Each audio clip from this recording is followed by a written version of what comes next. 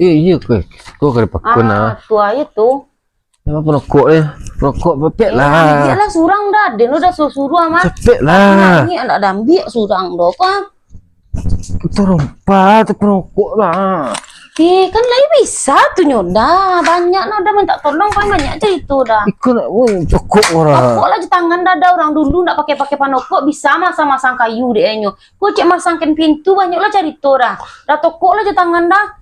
Aden dah suruh saja tadi lah panik dan mah rajo den banyak. Kira lah Fadia kah? Iyalah dah kok kakak Fadia kok kabah ada tokok aja tangan dah tuh.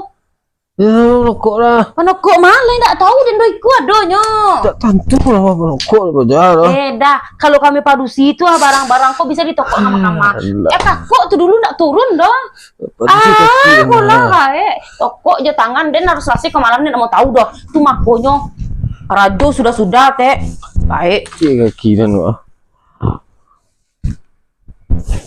Penokoknya den. Lori baca.